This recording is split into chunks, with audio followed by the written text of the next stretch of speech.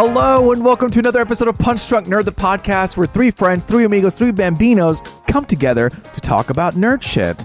But sadly, this week, it's only two amigos. Me, Luis Gonzalez, and... Ed Bull. That's right. And we are hoping that we get Miguel next week, but don't worry. This week, we're doing a feature discussion on Dungeons & Dragons, Honor Among Thieves. And then we'll probably do a discussion about Succession episode 2, because we're always watching Succession. That's right. But you know what? Let's just dive right into the news. The first one I wanted to talk about to you was Disney had their shareholder meeting where Bob Iger, he's coming back up. He is the new CEO of Disney, trying to correct its course. And during that shareholder meeting, he had an announcement to make. And one of the announcements was not made by him, but by The Rock. Dwayne The Rock Johnson, coming off the heels of Black Adam, no longer having a series with that name, he decides, hey, I'm going to throw my name into the Moana ring again. And they are going to make Moana a live action movie. I think the biggest reaction was, holy crap, didn't they just make that movie? And now they're making this one. I mean, Ed, you hit me with your thoughts, baby. Where to begin? Yeah, man, I remember when I went to see this in theaters. Again, not that long ago. So, I mean, let's be real. I don't think there are many people out there who are big live-action Disney remake fans. I think it's across the board. It's been mostly disappointing. So I really, especially being so new, I don't feel like it's... I don't want to even say earned this legacy spot, because I feel like none of the Disney movies deserve to have a live-action remake made about them, only to lessen that, I don't know, that legacy. So I don't know, it's weird. It seems like a little money grabby. Maybe it's original and new enough to where they'll add a lot of new stuff to it. Switch up the story a little bit. Yeah. But man, if they're really just going to do beat for beat, then I really don't know what the point is. Again. I think it's interesting because when you're remaking, Beauty and the Beast, Little Mermaid, Lion King, these are all movies that we kind of grew up with, and your kids, Miguel's kids, they weren't there in its prime, and so remaking it, it's like, okay, let me reintroduce you with this new technology, with a modern spin, modern take. Right. And with Moana, I feel like the kids who watched Moana technically are still kids. They haven't grown up. They don't have this nostalgia factor like, oh man, remember Moana? I can't even imagine what it would look like if it was real. I mean, they're still kids. They would still have the option to watch that movie and relive those memories. So, I don't know. You know what it seems like? Yes, Disney's got to make money, and it also feels like The Rock is ready to jump on a project. Make more money. He was ready to go. He was ready to blow up in the DC universe. He was ready to, change the hierarchy of the whole universe. He wasn't able to. Yeah. So now he's over here at Disney, reworking the hierarchy there. Oh boy. I mean, look, I don't know what else to say. It's just I will say, furthermore, what a luxury to have starred in the original animation. Yes. And then I assume he's going to be starring in absolutely as Maui. So we hear you, The Rock. We see you. Yeah. We see you. We see you. I do want to we always shit on these live action movies, but I want to let's interview a kid. Let's get a kid in here and be like, what's your favorite live action movie? Rank them for me, child. What's live action? What does that mean? Isn't that all movies? Yeah. No, because it's interesting to get that perspective. Yeah, Lily discerns the two as real and not necessarily not real, but Peter Pan. She refers to Hook as the real Peter Pan, and then the animated as just the other Peter Pan. I don't know. Right. Your kid would be Lily would be perfect to have as our guest to rank the live action Disney movies. For sure. Hey, and do you think she has it in her blood?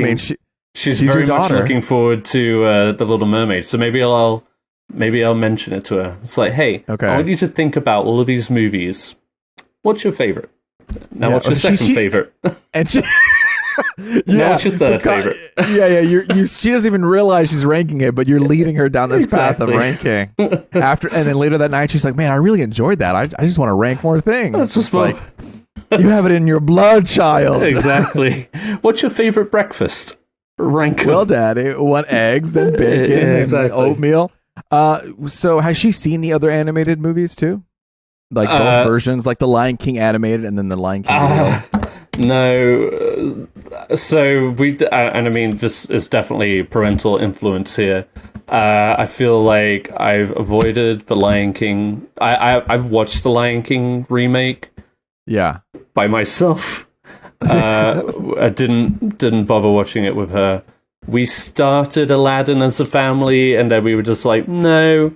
And then we started Pinocchio as a family, and Lily was like, no. The real live one. Action, yeah. The live action. And then she's seen Cinderella, and I want to say they watched the Beauty and the Beast one. I didn't watch it with her. Yeah. But no, we generally don't gun for the live action remakes. We'll really push for the animated. And that's usually what kind of captures her attention. I feel like one. She's used to the animated ones, yeah. Yeah. There's just so much it's a funny thing. I feel like there's a certain age that maybe the live action movies appeal to. Yeah. And it might not be toddlers yet, you know what I mean? Yeah, absolutely. I think there's magic to animation. There's like a soul and charisma that you get from all their like accentuated reactions and facial expressions that kind of communicate another worldliness that's still like fun. Where you got talking animals and it doesn't feel weird. You don't need drugs for that. You're already tripping out because you're a kid. Everything's like wild, you know. It's like, wow, look at that, you know. Exactly. It makes sense when people are shooting sparks out of their fingers and stuff. When you see real people do it, you're just like, ooh, black magic. I don't like that. But yeah, I don't know. It's a funny thing, but. I'm definitely, I've got the live-action Peter Pan and then a live-action Little Mermaid coming up, so Lily will have opinions on both, so I can't wait to pull her own personal Punch Drunk Nerd focus group with Forrest and Lily giving a commentary on these live-action Forrest movies. Isn't going to watch the Peter Pan one. Yeah. Well, we'll see them duke it out. We'll see who comes up top. Speaking of people duking it out and fighting, WWE and UFC are merged together as one company. No, you're not going to have UFC fights in WWE or other way. Or maybe you will. Who knows? I mean, basically, this entertainment talent agency called Endeavor owns UFC. And WWE, Vince McMahon came out of he was going through a lot of legal issues, and he came back to make this sale to UFC or to Endeavor. And now they're merging the company, becoming a whole brand new thing. And even their stock ticker, you know how when you have stocks, you have like a 3-letter abbreviation to signify it? Whatever, to signify what it is. Like Disney is whatever. Their stock ticker is going to be TKO. Get it? Like KO? Like like technical knockout. You know what I mean? So they're being a little cheeky with that too. But no, in all seriousness, I used to watch WWE growing up, WWF when it was back in the day. Yeah, during the hard, like when it was aggressive Triple H, Degeneration X, all of these things. Hell yeah. I haven't kept up to it. I haven't, kept up stuck with it. Yeah, kept up with it exactly. So I don't really know what's going on in the world. I remember. I flicked it on last month just to see what was happening, but I felt very lost, felt very confused. But apparently it's like, it's good and exciting. It still gets, people in the seats.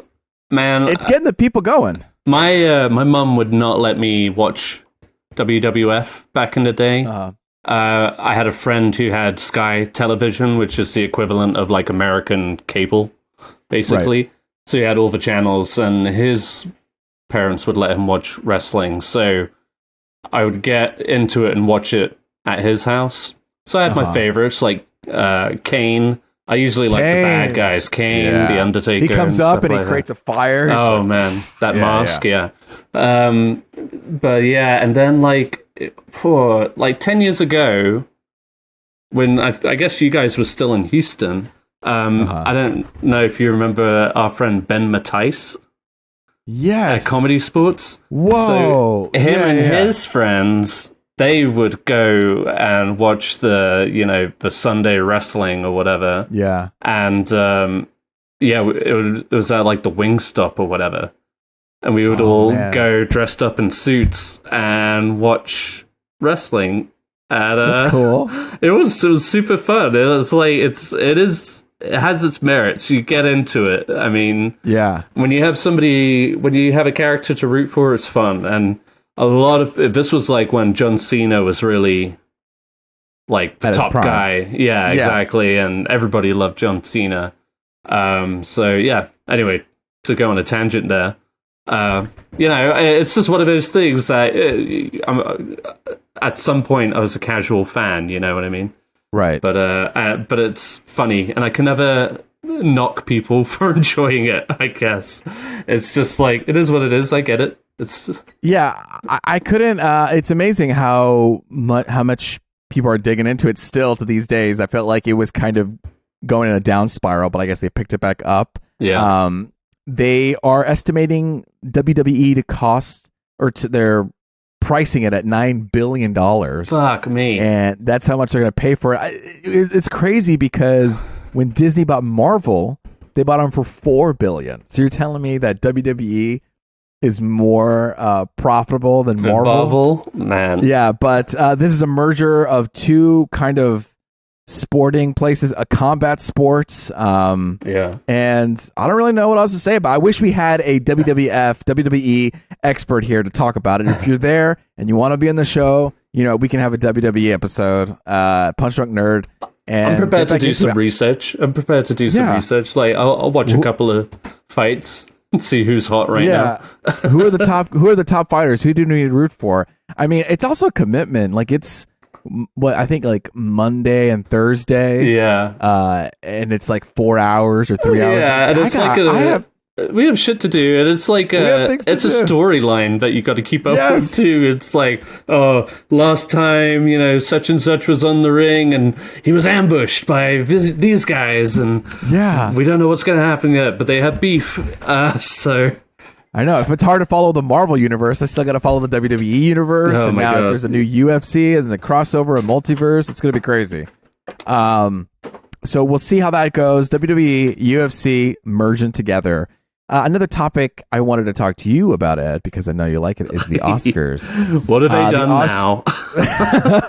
So the streaming services have kind of wanting to take the stage, if you will, to win awards. We know Coda won for Best Picture. We know Pinocchio won Best Animated, and the Academy wants to. They're proposing it. It's in the works of. Listen, if you're going to be nominated for Best Picture or something, we want you to be in theaters for about a week. Yeah. And we don't want you just to be there for a weekend in New York or LA. We want you to be in 15 out of the top 25 cities in America so that everybody can go see. So it's not just LA or New York. Like if you're living in Austin or Atlanta or in Dallas or in Chicago or whatever, you at least have an opportunity to watch one of these Best Picture films. And yes, this could be difficult for maybe some of the smaller time movies, but I think this seems like a direct attack towards streaming services like Netflix and Apple TV and Amazon are making their way to put their movies in theaters now. Yeah. But they're like, hey man, listen, you're not a TV movie, okay? If you want to act like a movie, then you better act like one of the big boys. You better get out there on the big screen. Exactly. I mean, you know me, Luis. I agree with this wholeheartedly. I'm preaching to the choir. Yeah. I'm preaching to the choir. So, you know what? Good move, Oscars. Yeah. So, I mean, that was... And, a lot of directors out there do want to have that theatrical release, and they've had to kind of compromise, especially when it comes to producing a movie with these streaming services. Not always guaranteed to have a big release. Like I'm thinking of Martin Scorsese's The Irishman, which was a huge, like $250 million movie budget, and that movie got a week of limited release. Like, I wonder how that adds up. I don't know how the streaming views and stuff add up to that kind of like payback, but to that extent, it's all about the exposure and the pomp and circumstance of it all. It's like you said, this is like, this is what the Oscars are meant to be celebrating, and it feels kind of cheap to just get on the side on TV, Yeah. And I remember, and I feel like, if most movies, especially if they start getting that Best Picture push, you'll see them crop up in certain theaters, but it is still very limited, and kind of, it's not as marketed as much. So I don't know, but yeah, I'm all for those rules. Long story short, I need to be excited for it. It's still like in the works, so I think they're still working out all the details of it. But it's that's what's in discussion. Exactly. Yeah. No. If streaming services are down to play, I mean, we talked about last week because Apple TV is producing Martin Scorsese's new film, right? And that might be as a consequence to how Netflix handled The Irishman and that theatrical run. So, I think there's something to be said for that, and especially with these big name directors, like pull in that audience, do it. Yeah. See if it works out. If anything, it'll be a good experiment, but I think it will be good for movies as a whole too. Sure. Absolutely. I can't wait to see what movies will be coming soon. I can't wait to, for the new Oscar season. We're going to have to watch trailers for that, And speaking of trailers, we have a whole slew of trailers. We have so many trailers. We're going to try to get through them as quick as you can. But let's just, Ed, which one should we start with? Can I honestly take my pick, or do you want to start from the top? I figured your pick is the one at the top. Yeah, well, I mean, I'm also ready to talk about the best for last. No, let's get into it. Let's get to the best first. Okay. You know what I mean? Let's not wait for it. Well, we've had, I feel like for both of us, for all of us, there are two big trailers that came out this week. One more just like, we're super pumped for it. We feel very strongly it's going to be a great movie. And then the other one, we have no fucking clue what this movie is going to be, but damn if we're not excited. The latter, of course, is Barbie, which I'm so excited to talk about. And then, of course, Spider-Man Across the Spider-Verse. We got like our first full look at that. So, yeah, both very exciting. And this week I found out Spider-Man Across the Spider-Verse is coming out on Lily's birthday. So, and right before yours too. So yes. Hey, happy birthday! I forget that she's like She's a Gemini. Yeah. Mm-hmm. And it shows. It fucking shows. You two-faced sons of bitches. So yeah, is she like gossiping to you? Like, the kids at the daycare. Man, she's such a rat. She's such a rat. Is she really? Yeah. Yeah, man. She's such a teacher's pet. I mean, Barbie.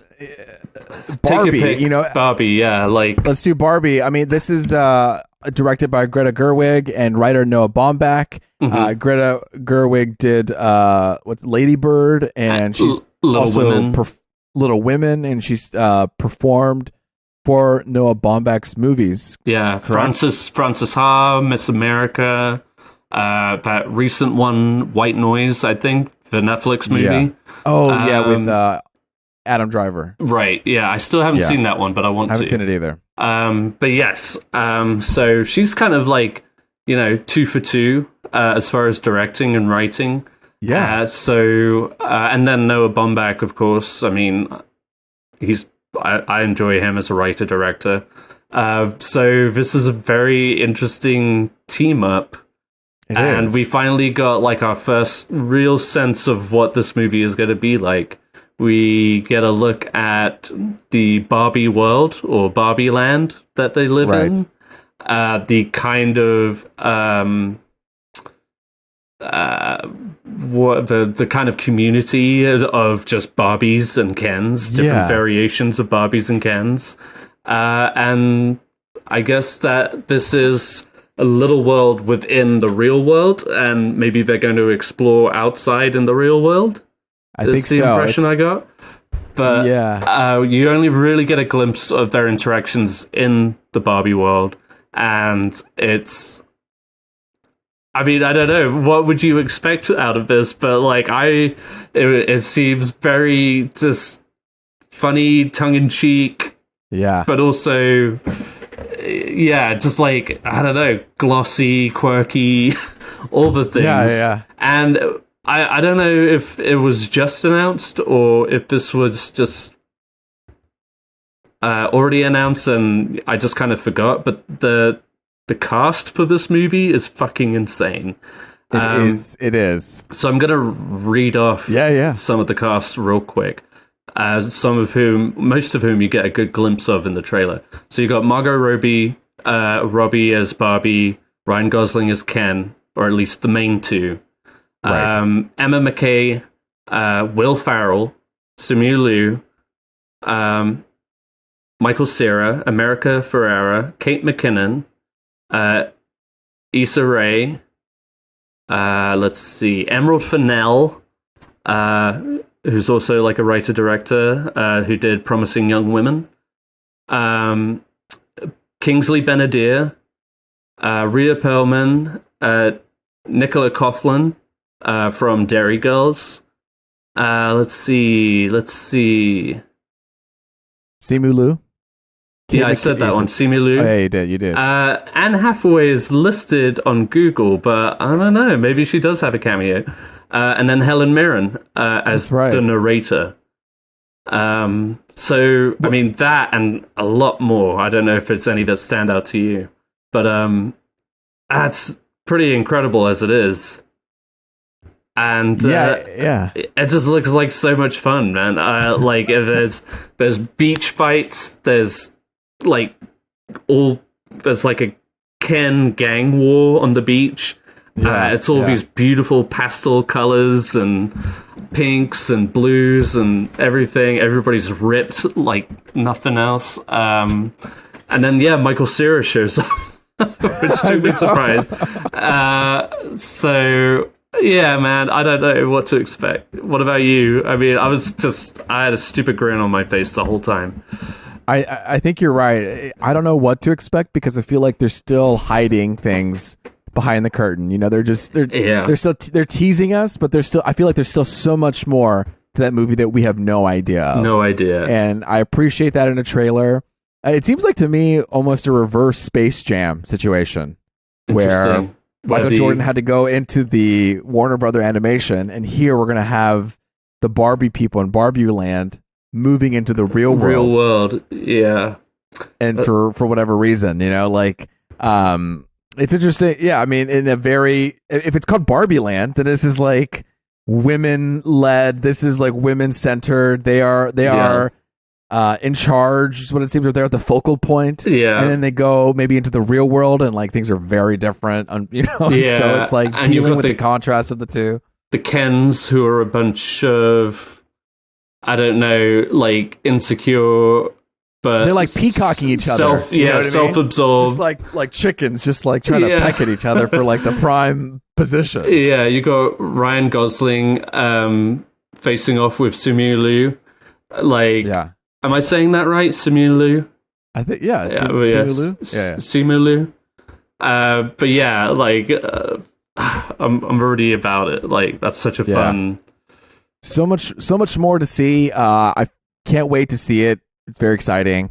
Another movie that we're excited about is Spider-Man Across the Spider-Verse. Comes out, you know, as you said, June 2nd, and this trailer came out Monday, Tuesday. But we just get like a little bit more insight into what's going on in the Spider-Verse, I guess. Yeah. And who the main villain is, which I guess is a Spider-Man variant voiced by Oscar Isaacs, right? Yes. Yeah. Yeah, so very excited. Yeah, I mean, if you've seen the first film, you know kind of what you're in for, but like, man, it's crazy. Like, yeah. I feel like the Spider-Man movies, the Spider-Verse, all these things have really pushed the limit in animation, and even inside this movie, they're doing so many different animation styles inside of itself. Yeah. Not just animation style, but like the framing and all of these things, and so that's really exciting. It's almost like they really amped it up to 11 with a lot of the stuff where they have these like chroma effects. I'm like, whoa, this is kind of intense. It is a bit intense, man, especially like, with the way that the trailer cuts it too, because it's even more amplified. It's like when you oversaturate something. Exactly. It's like, whoa, this is like maybe a little too much. Sometimes. We watched the 3D trailer leading into Avatar, didn't we? Oh, and that was a lot. Yeah. That was a lot. So yeah, I didn't see the first one in the theater. I saw it at home, so I'm curious. I mean, like watching the trailer, I kept telling myself like, it's all out of context, and because it's a trailer, it's more choppy and stuff like that. So I'm sure the film itself is going to be much more focused or whatever. It's not going to be just like epilepsy thrown in your face. Induced. Yeah, I'm just like, man. But I mean, other than that, like, I'm very excited to see where it goes. Yeah, I love the little meme nod. Oh, I know everywhere. Yeah, but I thought it was tastefully done, and they're just kind of like, let's just get it out the way. We know what people expect in these kind of films. Let's just get it out of the way, and it was funny. Well, also, let's call out the fact that they made reference to the Marvel Cinematic Universe. I don't know if you caught that. No, not. They were so it was Oscar Isaac's characters like. He said something like, "Oh yeah, those bozos at Earth 199 and Doctor Strange, his Spider-Man and Doctor Strange really messed things up." And that's talking about our Tom Holland and Benedict Cumberbatch. No Way Home, exactly. And it sprung like a little controversial discussion too, because in Doctor Strange Multiverse of Madness, they refer to the MCU as Earth 616, and people were like, no, it's Earth 1999999. And people had this huge discussion. Even Kevin Feige was debating against the actress of Miss Marvel. Oh. They were fighting it out. He was like, no, it's 616. And she's like, no, it's always been 19999. And there's this whole discourse. I know, it's a whole thing. Because it was referred to both in separate comics, or what? So before Doctor Strange Multiverse of Madness, that's how it was always referred to, was Earth 19999. I feel like I'm adding a 9 or not having enough 9s. Sure. I never know. But you get what I'm saying. Right. That's what it was always referred to. And then in Multiverse of Madness, they referred to it as 616, and people were like, what? That's not what it is. And that's a whole discussion for a whole other day. That's really some like deeper nerd shit. Yeah. But oh, man. Yes, we can get into that, but not today. Yeah. But it's cool that they made reference to it. Yeah. And I'm really excited. I really like the first portion of that trailer. I know we get to see all these Spider-Man, and yes, there's so many of them, and it's kind of overwhelming even for me to see that many of them. I'm like, wow, it's endless. Yeah. But I enjoyed the first portion where we actually have this kind of how he's dealing with the family now that he's become Spider-Man, and how he's kind of acting out, being a teenager. Yeah. I think that conflict is interesting, and so I can't wait to see Spider-Man. Another trailer that maybe have people a little bit more mixed is the Blue Beetle trailer. I don't know if did you see that trailer? I did watch that trailer. I have no thoughts. No qualms watching that. Yeah, I think my thoughts about it is I've seen the movie now. Yeah, I know what this movie is like, and I think I know where it might go. And that's the only thing. It's like, okay, I've seen it, and I don't know if I'll go to the theaters for it, but if someone puts it on and they're like, okay, Yeah, sure. Let's watch it. Or if I'm in like an airplane, I'm like, okay, cool, let's go. Being a man of high integrity, I will say if it comes out and all of a sudden it starts getting like rave reviews and people saying it's like a movie I shouldn't miss, then yeah, maybe I'll go see it. But otherwise, yeah, I'm not in a rush to see this one. I think there's like maybe one moment in the trailer that I was just like, oh, that's cool.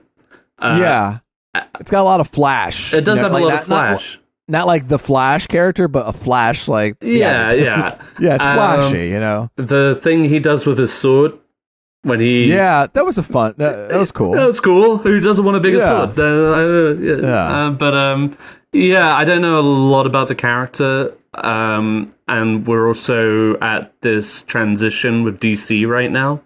So who knows really how much this is going to play into the overall... universe now, but hey ho, I wish them luck. I will say, you know, sometimes in Halloween it's always like, man, what am I going to be? And finally we do get like a kind of Hispanic superhero, so that is cool, you know, but I feel like I've already seen this movie, so that's, you know, that's a note of itself.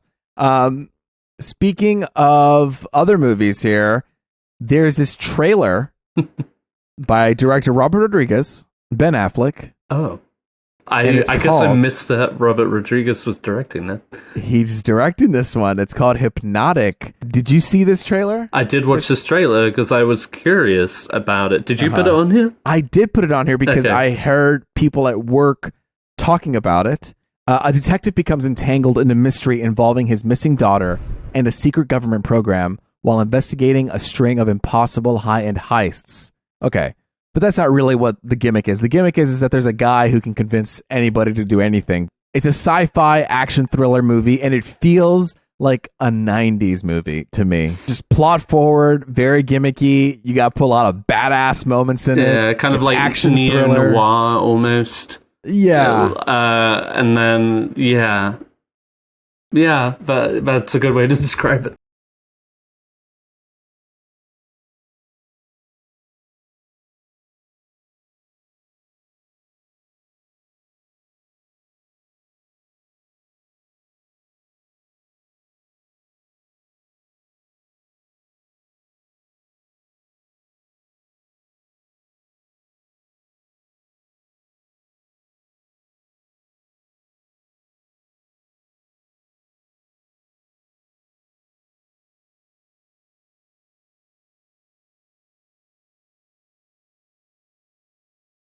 I don't know how to segue into this one, but Beau was afraid. This one, you know, we've been hearing a little bit about this. I'm sure maybe you've seen this too, Louise. So Ariasta was apparently or allegedly supposed to be giving a public screening of the extended edition of Midsommar, and instead surprised the audience with the first viewing of this new movie of his, Beau is Afraid, with Joaquin Phoenix and a whole lot of other people, which I'll pull up here now. But yes, so it's like the new psychological thriller / comedy. Apparently it's very funny at times. Crazy, yeah. Which I kind of get, because I remember his movie Midsommar being surprisingly funny at times. Hereditary, not very funny. No, not very funny. If anything, lacking. But yes, okay. So his new movie has Joaquin Phoenix, Michael Gandolfini, Amy Ryan, Parker Posey, Nathan Lane. Let's see. I know some of these people, I guess. Yeah. Richard Kind. Anyway, so it's a story all about how Joaquin Phoenix, following the sudden death of his mother, a mild-mannered but anxiety-ridden man confronts his darkest fears as he embarks on an epic, Kafkaesque odyssey back home. Kafkaesque, yeah, it's my favorite. I told you before we started recording, I have not watched this trailer not because I don't think the movie is going to surprise me, but I'm already like, you're sold. I'm sold to see anymore. And I'm, I feel like trailers can be misleading, especially when it comes to psychological horror. It's already going to be weird enough, so I don't need any expectations going into this movie. But I am very excited, and fucking Joaquin Phoenix is maybe about to have another great year for himself. Who knows? Absolutely, he's on a roll here.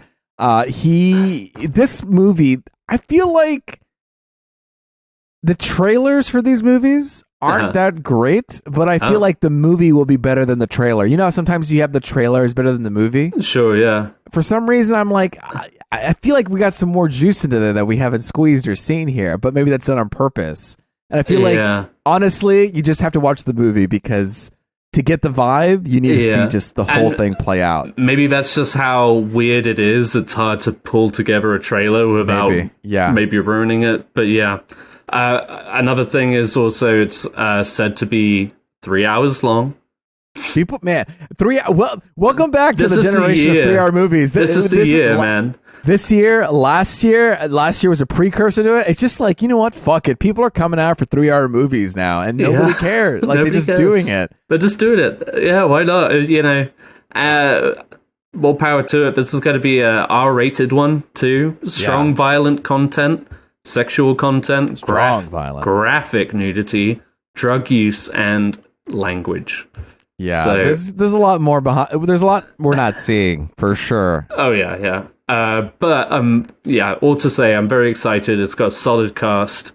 So yeah, it'll be an interesting one.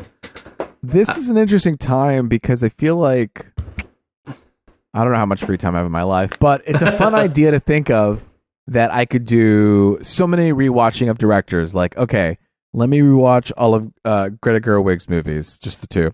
Let me watch. I actually never saw Midsommar, so I saw Hereditary. I think I just missed it. Like, for some reason, I was busy in my life and I couldn't miss it. And I know that was also a super long movie, but I really want to see it, and so I can catch up on that. Maybe I'll watch some Noah Baumbach movies. Yeah. Chris Nolan's coming back. Maybe watch Wes Anderson. Let's watch some Wes Anderson movies. Yeah. Like, there's so many, like, things to watch. Because we were talking about it last week, I got... You started? I just was like, oh, what do you want to watch? And Sarah was like, just something familiar and funny, maybe, just like relax. Yeah. So I threw on The French Dispatch. Which is exactly that. I feel like, it could have been any Wes Anderson, but and then today, and I'll talk about it later too. I am embarking on my Christopher Nolan rewatch or watching for the first time. But to your point, I've got Hereditary on my watch list. I missed that one in theaters, and I wish I had seen it in theaters. Ooh. I did see that one in theaters. But I did see Midsommar in theaters, and that was good. So, and I love Florence Pugh, and she's in that, right? Oh, man, yeah. And that movie just, like, kind of fucked me up, too. But Hereditary does the same thing. But, I remember coming out of Midsommar, and clearly there's a couple coming out behind me talking about it, and clearly they didn't know what they were getting into. And it's kind of like a breakup movie, essentially. Really? And I remember the girl saying, like, why would you take me to that? I don't think the guy expected it either, but it's just a funny interaction. That's what it'll do to you. But it's really good. I'd be curious to see what you think. It's very... I'm excited. I need to make a Google Doc and just start timing my movies. I need to start placing them out so that before they come out, I can be like, okay. And then we can watch the movie, do a review, then we can do a ranking. So we can start ranking them. Yeah. It'll be a good time. Moving away from movies into TV just for a second.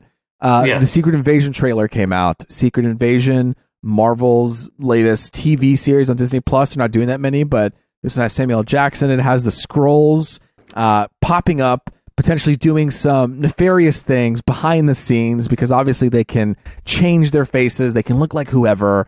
And what I loved about this trailer is that it's kind of bringing back to some of the favorite things I loved about Marvel is just that Captain America tone. You know, like the Russo brothers, what they brought to it, they really grounded it. At least from like the Winter Soldier, it felt like espionage thriller or something like that. Yeah, just like a return to form, and now it's gotten like very silly, and here we're getting it's consistently serious with dark tones, and all of these things helps deliver high tension instead of having these like schmackety jokes in between to really sell people. Yeah.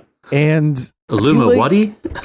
Yeah, exactly. Like I think grounding it back to this really gives it a real punch. Yeah. You know, a real dramatic punch for you to feel things instead of trying to make me laugh, trying to make me feel tense about something, you know? Especially with when you're dealing with a story that involves like some Star Trek looking motherfuckers. Yes, dude. You really kind of have to.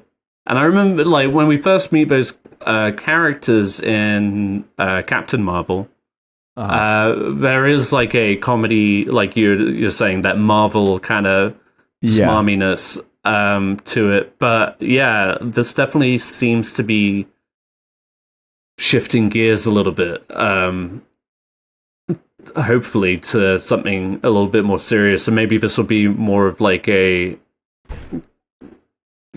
shifted gears for the whole universe. Maybe, I don't know. If it gets a lot of high reviews, I think it will help shift things that are upcoming, where they say maybe we need to abandon some of these things. Look, and I don't want everything to obviously be like this. I think that's the beauty of the Marvel universe, is that you can try and do different tones, but I think at the core, this is a very good base to be. And also story-wise, like the events of this show could disrupt the comedy aspect. You know, like whatever happens in this show, like oh shit, like we're getting back to business kind of thing. Maybe just assuming, but I mean, I guess more of a hope. But and got big actors coming in, Emilia Clarke of Game of Thrones fame, and Olivia Colman, of course.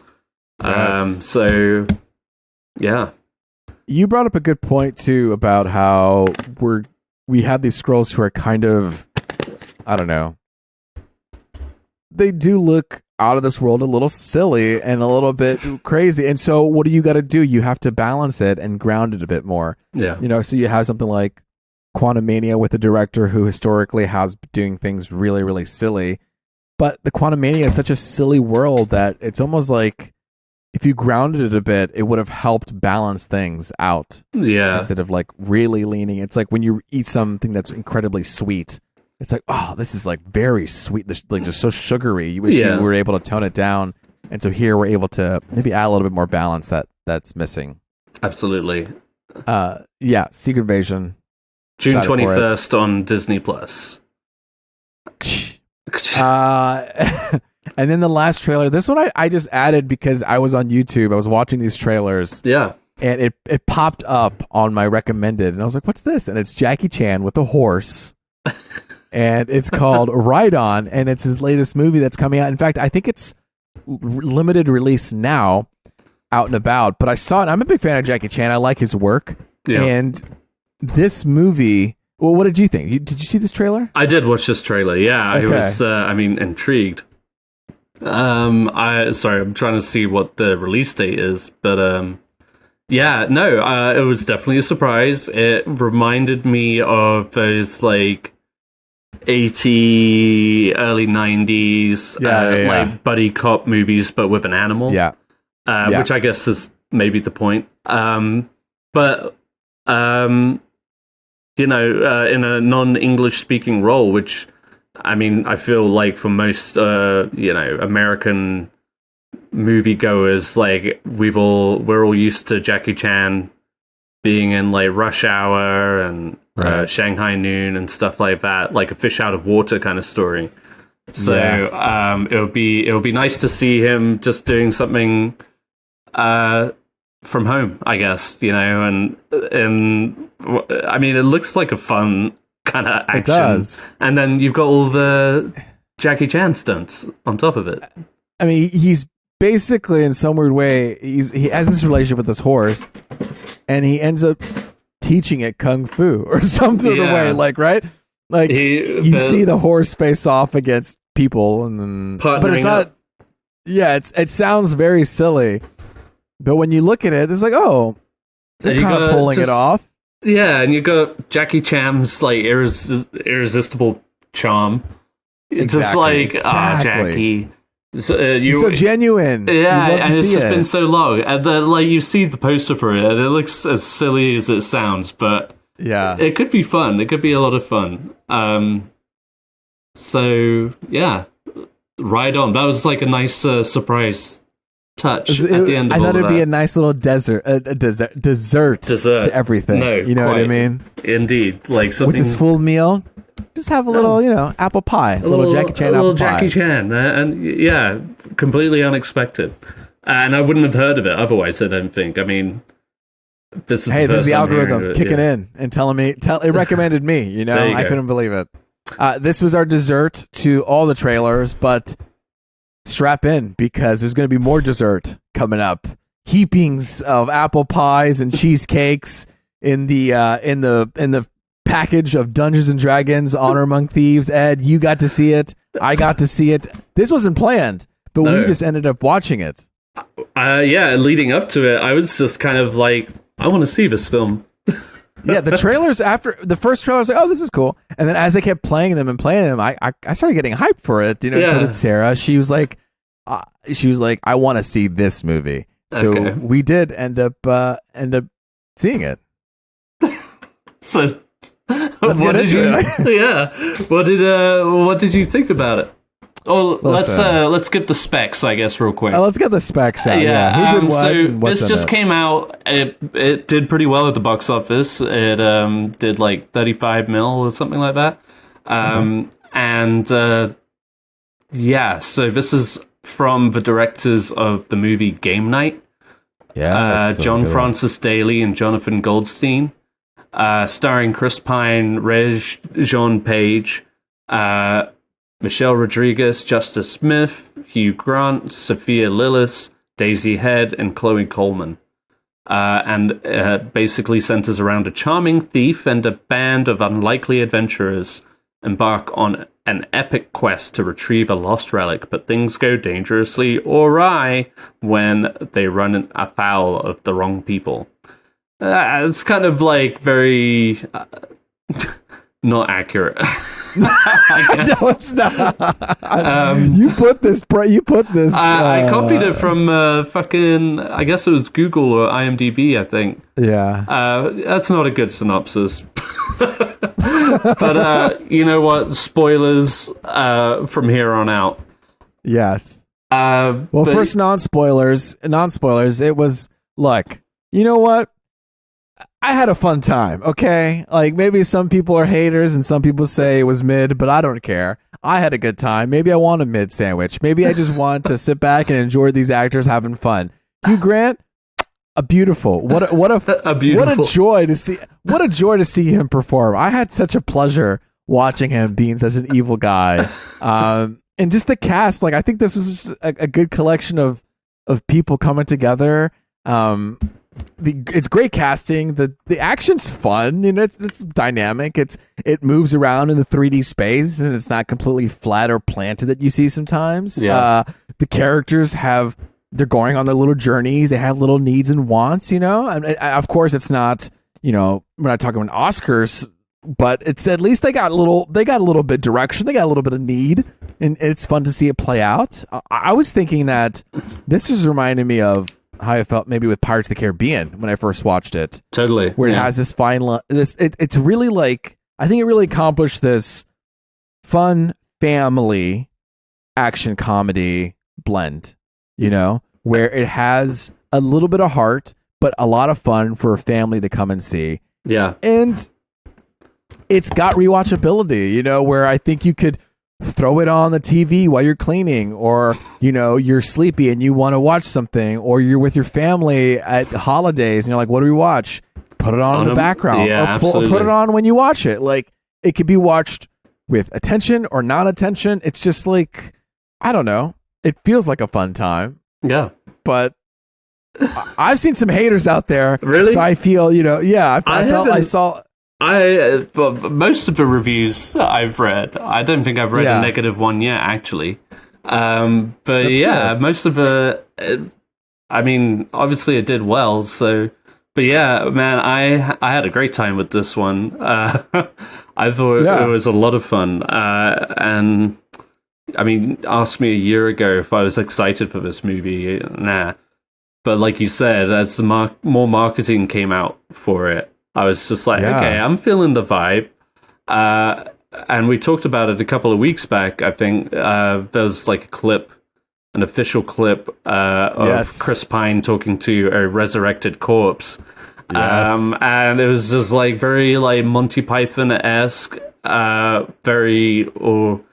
I've seen some comparisons to like The Princess Bride and stuff like that. I mean, and that's not to detract from it. I think it's funny without feeling try hard, It's not just like actors standing around going like, you did, what I mean? It's just like that seems to pass for comedy these days, and absolutely. But no, it was funny. It felt genuine. The central cast were all fun. Everybody had like their moment to shine, and everybody got their laugh. Had a good laugh. They never. It just felt so organic. Nothing really felt forced. It never took itself too seriously. Anytime it did start feeling like, oh, okay, this is kind of going into the cliche realm or whatever, they undercut it with some humor, but like in a good way. It's not just like back and forth, knocking you about. It's just, it knows what it is, and also doesn't try to like... I don't know, try to reimagine the whole fantasy genre. It just kind of rolls with it, but does it very well, I feel like. Yeah, that's a good point. Just, I mean, I just don't have a lot of negative things to say about it. You were saying, because it has these things and it rolls with it. I think it did a really good job of blending practical and visual effects. Yeah, obviously there are moments when it's like, okay, I can feel the budget of it, which is fine. There are some effects that aren't Avatar level, obviously, but that's okay. And there are moments when you have Jonathan, right? The bird. What's that? The Birdman or what? Yeah. Jonathan. I really need Jonathan to be. And then he walks in, and it's Birdman, literally. Yeah. And one of the characters they're talking to is like a dragon lizard thing? It's I think they're called tieflings. Tieflings. Okay. Yeah. I'm not. So that's the thing. I mean, we all know that Miguel is about to dive into the world of Dungeons and Dragons, so it's going to be very interesting. But I'm not as. I've never played it, but as an outsider, I was like, I love this. This is great. It's a lot of fun. Once this podcast makes enough money, we can finally start Dungeons and Dragons journey, because boy oh boy, I would love to play, but it's such a commitment to do it. It is a commitment, You need to have hours, and it's ongoing, campaigns and things like that. And I started one, we lasted for like a day or two, and then we never went back. But man, I would love to do a D&D campaign. Speaking of which, the audience that was there in my theater, they were having a blast. That seemed like they were also D&D people, because they were pointing out things. Oh, really? And they were just, you could feel it off of them that they could relate to some of the stuff that they were doing. Sure. One bad thing, if we had to call it out, I guess, is just that, third act predictability, but that's fine. I mean, what are you going to expect? He's like, oh, the house is on the ground. Oh, man, all houses are on the ground. Yeah, it's the third act. You got to have to wrap it up for a family adventure blockbuster film. You know, but it's not like you can really deter from it, you know? Well, they also do a fun job of, you know, going into, thank you, familiar, I just had my water brought to me, familiar territory.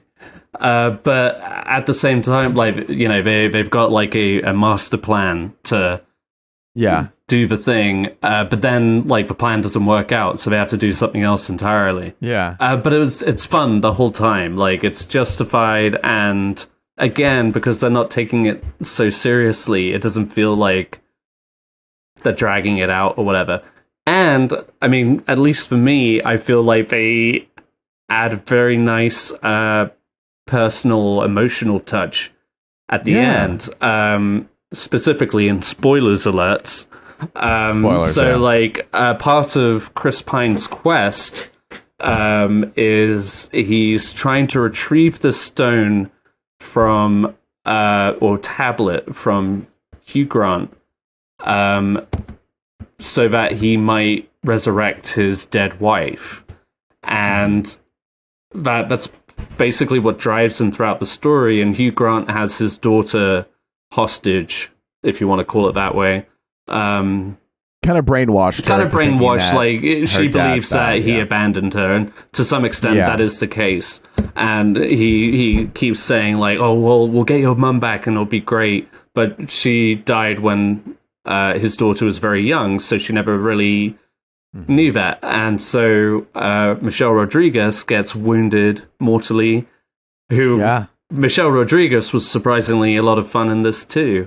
Great. Man, like, she's kind of got that, a lot of comparisons have been made to, like, Drax, I guess, maybe? That's Reg John Page character, the Paladin. The Reg John Page for sure. Yeah. But she has a lot of, like, deadpan delivery, I guess, but it works. Anyway, to that extent, it got me in the feels at that moment, and I was just like, that was a nice touch. You know, it kind of subverts your expectations. Yeah. And it worked as a story. Like, they set it up very nicely, and they did. It hit the spot, and I was very, very pleased with it. I definitely walked out of it thinking, "Oh boy, here we go, another franchise, start the D&D train." yeah, but you know what? Like, I'm not mad about it. I think it's something where, you know, they're promoting this thing that it's popular, but not like the masses maybe know about D&D, so it's getting out there more. And I like these characters, and that's why people go to the movies. That's why people like favorite TV shows, because you get attached to characters, you get attached to people, and you want to see them go through adventures and things like that. So, and I think there's a lot of opportunity to introduce more fun characters, and you know, with a higher budget, the sky's the limit. But like, I mean, with what they had, with the people that they had, they really clicked well, and they're going through the Dungeons and Dragons thing of, you know, all of these characters are kind of upgrading to their talents. You know, we've got like a wizard or sorcerer who he can't really do much in it, but he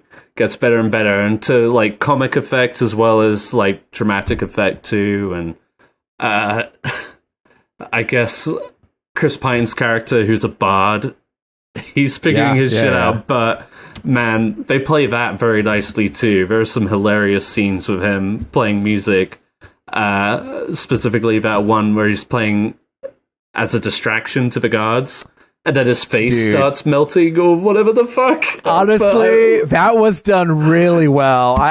We were laughing in the theater. Yeah. I think the visuals of that were pulled off nicely, because really sometimes when people do trippy effects, it can be like, you kind of hit the mark, or you're doing a little too much. But here it worked, and it really did. Yeah, no, it was really great. And another like visual cool thing was that portal. You know, the little heist that they had between the picture with the mirror. The mirror. I thought there were some cool visuals there happening, and it was a good time. The kind of overweight dragon. in the underground world or whatever they call it. I can't remember, the void or something. But yeah, just like little tiny things that, I don't know, just made all the difference, that really made it funny. Again, with the practical effects, we were talking about Jonathan. I think I cut you off about that, but the giant bird people, it's hilarious to watch. And yeah, I don't know, this movie could have been so bad. Yeah, no, it's true. It had the potential of being not good, and then they had a great attention to detail and great casting, and it's just a fun ride. Yeah, and it never overstays its welcome. I feel like it just keeps moving the whole time. It's a summer blockbuster movie that's not in the summer. In March. For sure. Yeah. No, this, I was trying to weigh it up. I might need to see both of them again, but right now this might be my favorite movie of the year. I don't know, I just said that last week for John Wick. But if anything, what a strong start to the year, I guess. I don't know. I mean, look, March. This month has been crazy. We had Creed 3, which I haven't seen, but I do want to see. We had John Wick. We had Shazam. We had this movie. We have Mario next week. It's just like the year hasn't even started, and we're getting all of these. We started off with Cocaine Bear, But yeah, I think this movie is definitely so far. I enjoyed it. I had a good time. Absolutely. Rewatch it, I very much look forward to seeing it again. I feel like I could go back and see it with Sarah. She wasn't very interested, and I feel like on the surface level, like, I understand. You see a movie called Dungeons and Dragons. I get it. That's not your cup of tea. Yeah. But no. So you saw it by yourself? No, so I saw it with a friend who wanted to see it. Who also enjoyed it. But having seen it, I think Sarah would enjoy it because, like I said, I feel like there's a lot of Princess Bride vibes and stuff like that. It's fun. It's a good time. Would recommend. So I think we're on the same page, and I think Miguel would enjoy it if he gave it a shot. I think so too. I think it's tough. I feel like I've been asking him to see so many movies in theaters. It's like I have to pick my battles sometimes. You do. We do, yes. So maybe this isn't for the theater, but I think if he ever did get around to seeing it, I think it's a good one. And maybe once he gets into Dungeons and Dragons, maybe he'll be open to it. Yeah, good idea. So that's it. I mean, that's it. I think that's Dungeons and Dragons. We're gonna grow into what we're into, but honestly, this is like feature discussion number 2, basically, because we both saw Succession. Yep. And we can talk about Succession episode 2 and episode 2. Yes, Ed. So what happened with Succession? All right. Well, last week the siblings were getting together to buy Pierce, the media conglomerate from season 2 or something like that. And I guess they did it, and now we're seeing the repercussions of that. Logan is... now they're like, oh, you know what? Let's try to cancel this buyout, this or whatever. deal this buyout with Gojo Media that could potentially put us at risk from not buying Pierce or something like that. And I'm like, what is happening? Like, $10 billion is not just. It's very, but this is what this show's all about, isn't it? It's just high stakes, stress inducing, but like very cavalier spending, I guess. But on top of that, it's Connor's wedding rehearsal, I guess. Yes. So all of that, and then Logan's partner, girlfriend, Carrie. Carrie is trying to break into anchoring for their new news cycle. There are so many little mini stories happening throughout. I always forget. It's like a spider web where you have the Carrie, you have Connor, you have Shiv going through her thing, you have Greg. It's just like Willow. It's insane how. Oh yes, it's insane how much stuff they're weaving into this. But very well. Anything, I mean, as always. I mean, I feel. Yeah. No, go ahead. If anything, what? No, I was gonna say. I feel like, if anything, we're seeing Logan kind of cope with, like, this deal is kind of his last big thing. So a lot of personal questions, a lot of things about purpose in life and what's the point, and he's going in the side with his kids, and we're really seeing Logan go through kind of a crisis, but still trying to maintain everything. It's been, I think that's one of the most interesting stuff, because it is inevitable. I think he's feeling a bit of his own mortality at this point. Yeah, especially, I don't know. Leading up to this, it's always been about who was going to succeed him. And now that his kids are out of the picture, essentially, he's just left scrambling with the loyal idiots around him. Like Jerry, Tom, Greg. It's just like the bumbling fools. But he reels them back in. Nobody who can tell him to his face what they feel about something. In this episode, it's about Carrie and her anchor audition.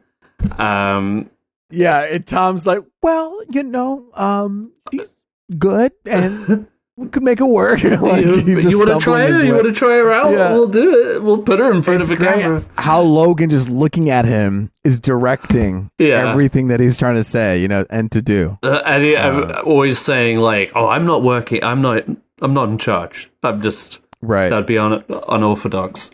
Man, when there's a bit where Logan comes in and he's just kind of lingering around the newsroom and just freaking people out. Greg refers to him as, like, if he looks like Santa Claus if Santa Claus was a hitman. Yeah. And then, like, later on, Logan is trying to give a speech, and Tom helps him onto the stack of boxes. I don't know if you noticed this, but he was exactly the same height as Tom at that moment. Oh, but I didn't know. I didn't catch that. Furthermore, Tom has to lean in and it's like, I can kiss you at this height. And the look that Logan gives him is just, like, bemused, like, what the fuck, man? Like, but also, like, disappointment, but, like, what the fuck? What the fuck? It is just so good. Like, everybody's really putting it in this season. I mean, I know we're only 2 episodes in, but fuck me. Yeah. It's so entertaining. You never know what Tom or Greg are going to just say. Absolutely. You never really know what anyone's going to do. I mean, I feel like I thought I had a direction for this season, and then it just kind of... It's already changed everything. And yeah. I did not expect... Like, what were your thoughts, or how did you feel when Logan came into the karaoke and was kind of like, tactfully emoting, and expressing his... I was like, what is happening right now? Yeah. Where you get to see him become, like, a new character tactfully. Yeah, well, that's the thing. I feel like he's pulled this card before. He does it when he needs to, kind of thing. And you kind of, on the inside, you're kind of just screaming, like, they're not that stupid to fall for this. But Rome, because that's all he wants. Rome. But you can't blame Rome because his brother and his sister are so fucking flip-floppy on everything. Oh my god! And Rome was like, "No, we're fuck that deal. We're not going to what's it called? Push the Gojo. Yeah, thing. It's like, it's stupid. We're gonna settle and we're gonna get our money. Yeah, exactly. And then they turn on him, and he's like, yeah, I guess let's do it. And he feels always outside of the circle. And they just don't treat him like how he wants to be treated. And because of that, they inspire a turn in him. He's just like, they treat him like the little kid. They're just like, yeah, it just makes sense. It's like, no, you're just being. I mean, everybody's got their own motives at that point. Shiv is out to get something, Kendall is out to get something, or avoid something, you know, because, and again, they just can't communicate their fears and concerns, not openly. So, yeah, it's already just like a mind fuckery, and yeah.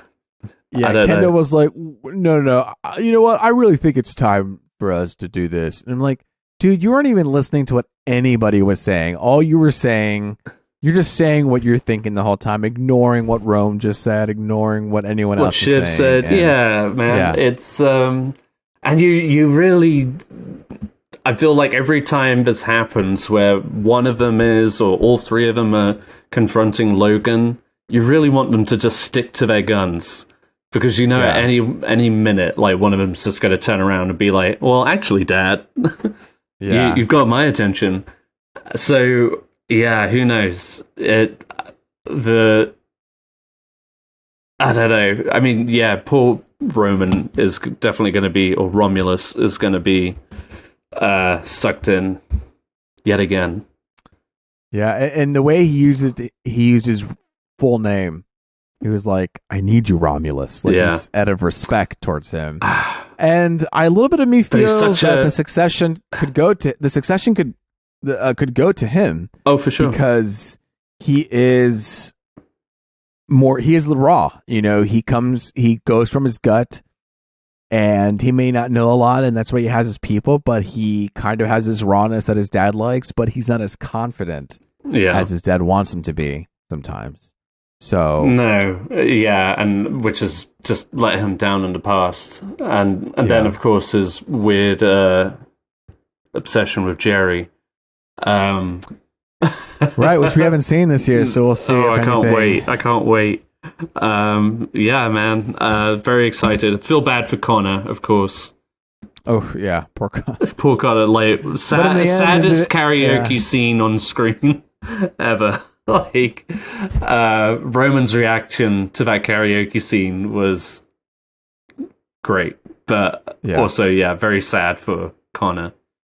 Yeah, I don't know. Good Sunday TV. That's pretty much we've been into.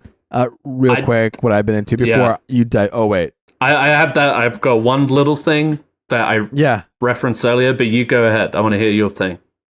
Oh, just what I'm catching up on. Last week I said I was into reality TV. We've been, we have to balance things a little bit. Watch some really good TV and some bad TV, all these things. The new season of Love is Blind is out on Netflix.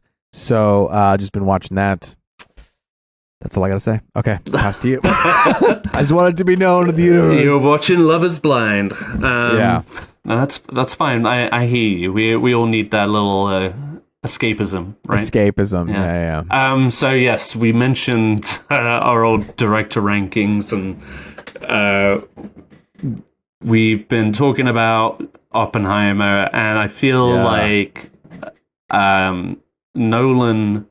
Christopher Nolan is a director. If we were gonna do any rankings this year, he's a good one, because I feel like all three of us have tracked his career from the beginning for the most part.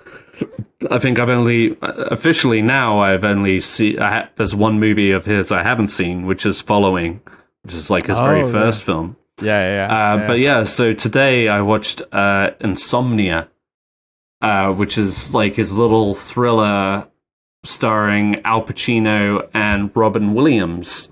And it's one that he kind of took on the directing role but didn't do the screenplay. That's correct. Yeah, this was the other ones he's had involvement with the writing, but this one was kind of like I wouldn't say like a freelance gig that he picked up, but it was definitely a job. It's not like one of I wouldn't really consider it as part of like the Nolan library of his created ones. This is like a movie that he just directed, right? I think it was this was after Memento and before Batman Begins. And it was a movie that it's a film that's based off of it's a remake of a Norwegian film. So yeah, Christopher Nolan not one for his remakes or whatever. So maybe this was like one of his things is like do one for you for the studio, do one for me, and I feel like this was leading up to his Batman gig, which got him that role as director. So, I wanted to check this one off my list. I've been holding on to it for a while and never pulled the trigger because I feel like it's considered one of his lesser ones, but I think it was just the time in his career. He was just getting started. But it definitely has that Christopher Nolan feel. It's got that Christopher Nolan opening where you see a scene, you don't know what it's, you're not sure. Going. Yeah, where are you going or what the context is. And of course, it's like a big reveal later on. Oh, Hilary Swank is also in it. So, this was... it was good. I mean, it was a solid, murder thriller. It's not just like a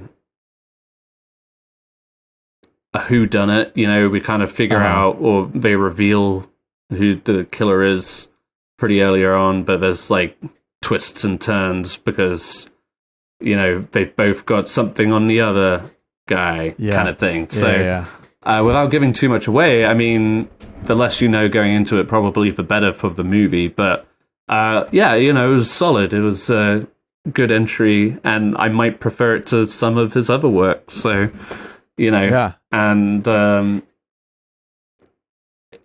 sometimes you kind of, movies like Tenet or whatever, you feel like Chris Nolan would just take it down a peg and just do a kind of cut and dry narrative, nothing too fancy.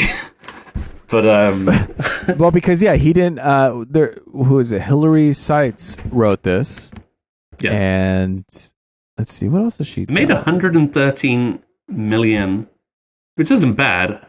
Yeah. Wow, this writer has only and it's got 92% on Rotten Tomatoes. 93? 92. Oh, which is not bad. Yeah. This writer also did this movie called Early Bird Special, but then after Insomnia did Eagle Eye with Shia LaBeouf. Oh, yeah. Do you remember that movie? I do. I didn't see it, but yeah. I didn't see it either with Michelle Monaghan. And then she also did the screenplay for The Unforgivable. Yeah. With Sandra Bullock. 2021. So, it is interesting. And she's got other stuff. I don't know what this is. But, I haven't seen this movie. This is one of the... so there are two Nolan movies I haven't seen. Yeah. This is one of them. And I will definitely watch it as we go down our Nolan journey. Is it Following? No, I've seen The Following. Oh, okay. It's the only one I haven't seen is Memento? No, it's what was the war one? Dunkirk. I didn't see Dunkirk. Oh, okay.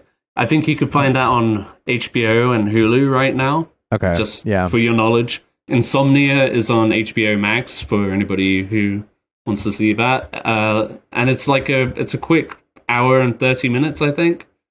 Okay. Oh no, it's actually closer to 2 hours, but okay. Well, still, that's fine. It's solid, yeah, and it was entertaining, and,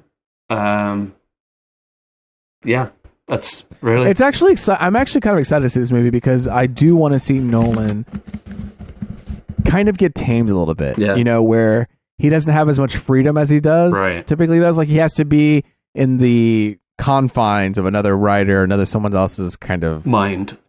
Yeah. Absolutely. So. And like I said, you do get those like nice Nolan touches, so you can see it seeping through.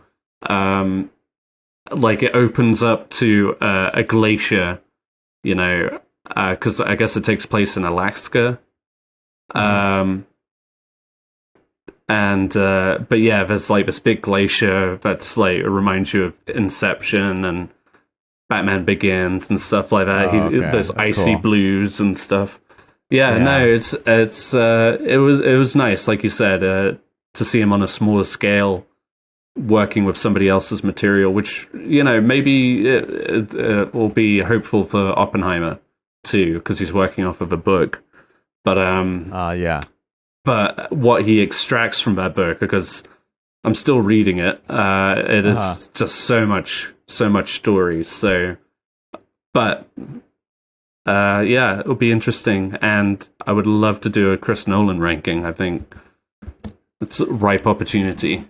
I think so too. I think we will definitely do it. You know, there is another, obviously, Indiana Jones coming out in the summer. I don't think we could do a Steven Spielberg ranking. We could, but he's got a long list. That's like, yeah, we were talking about Wes Anderson having 11 movies. Chris Nolan, yeah, that's nice, is around that. Following Memento. Sorry, no, you go ahead. You do it this time. Okay, the following: Memento, Insomnia, Batman Begins, Dark Knight. No, Inception. No, what came before The Dark Knight? Oh, Prestige. The Prestige. The Prestige. Yep. Thank you, Coach. The Dark Knight, and then Inception. Right. Dark Knight Rises. Interstellar. Dunkirk. Tenet. And then now Oppenheimer. So Oppenheimer will be 12. So it's the same, like one more than Wes Anderson. Yeah, I feel, and again, I feel like we've all watched most of his movies. I know Miguel's seen Dunkirk once. Yeah.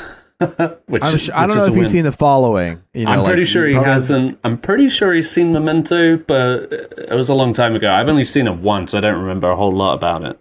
Yeah. So yeah, I think that's doable. You know, one or two movies here and there. Yeah, absolutely. I'm gonna make my calendar. I'll post on Instagram if you want to follow along. I'm gonna make some recommendations on movies to watch before these directors come out with their own movies. Stay tuned with us. We're at Punch Drunk Nerd. We're on YouTube, Instagram, TikTok. Boom, boom, boom, boom, boom. We're doing it. Next week, we're going to talk about Mario. Wahoo! Wahoo! And we'll see how Chris Pratt and the gang do in this movie. But you know what? Until next time, it's been me, Louis G. Nice. And Eddie B. Eddie. And, until next time, I see you.